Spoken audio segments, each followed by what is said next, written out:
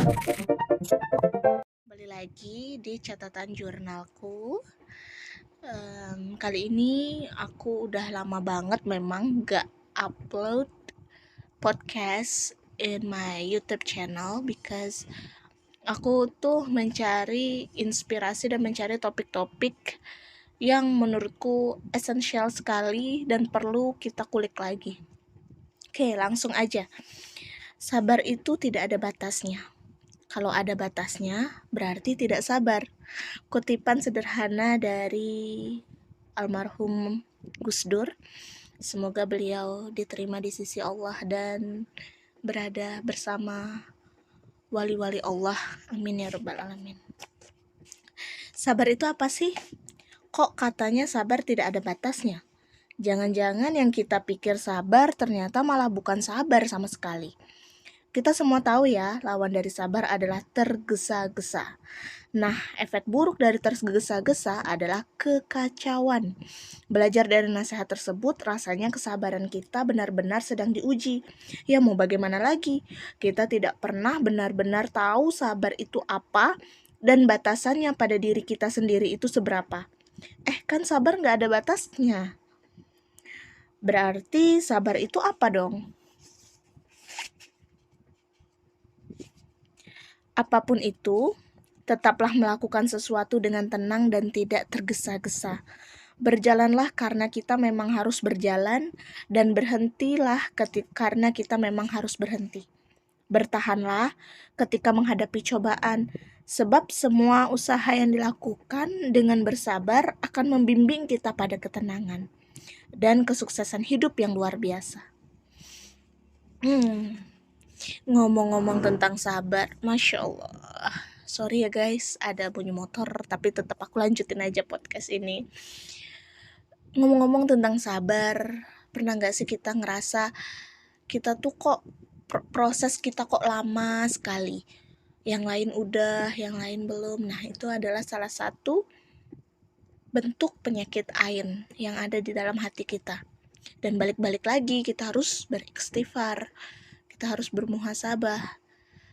Allah itu yang maha tahu apa yang kita butuhkan, tetapi kita tidak tahu apa yang benar-benar kita butuhkan. Bisa saja kamu yang lagi nunggu momongan belum diberikan Allah, karena memang Allah tuh menunggu waktu yang tepat untuk kamu mendapatkan rezeki itu.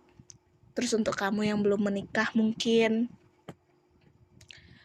ini untuk nasihat ini juga untuk diriku sendiri. Aku melihat orang yang sudah menikah, teman-temanku kanan kiri sudah pada menikah dan punya anak, timbul rasa kok aku belum, apa aku banyak dosanya, atau aku kurang taat dengan Allah Subhanahu wa taala, atau aku kurang ibadah, aku kurang gimana, kurang ini, atau aku kurang, timbul rasa insecure. Dan balik-balik lagi, Allah maha tahu apa yang kita butuhkan. Dan Allah yang maha tahu kita itu siapnya kapan. Mungkin aja waktu untuk sekarang Allah tuh mau menyuruh kita untuk fokus dulu dengan apa yang bisa kita lakukan. Contoh, bisa kita bekerja, Allah tuh mau kita fokus ke karir kita. Allah itu mau menjadikan kita menjadi pemimpin bagi orang lain. Ya memang harus lama. Bukan memang harus lama, memang bagi kita itu lama. Tapi bagi Allah itu sebentar. Kita hidup di dunia juga sebentar.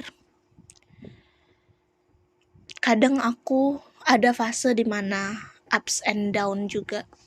Kadang aku ngerasa imanku naik, kadang aku merasa imanku turun.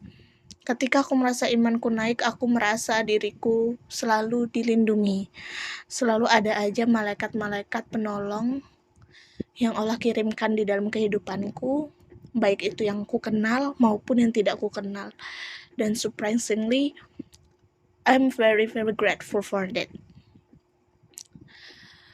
Tapi ketika imanku turun, aku merasa aku itu berdosa banget. Aku itu kok jauh dari Allah, kok aku udah tahu ini salah, tapi kenapa masih aku lakukan. Di situ aku kembali lagi merasa malu sama Allah. Allah sudah memberikan aku banyak.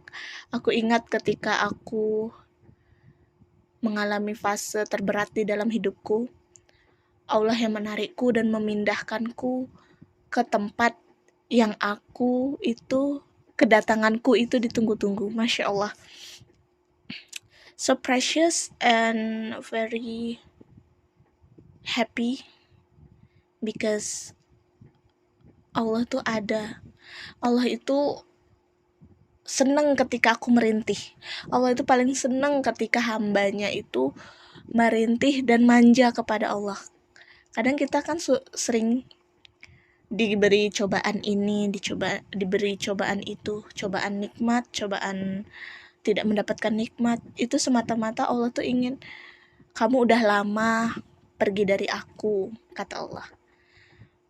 Aku ingin kamu kembali di sepertiga malammu. Aku ingin jadi pendengar keluh kesahmu, karena kamu adalah hamba yang teristimewa, yang karena kamulah aku merasa bahagia.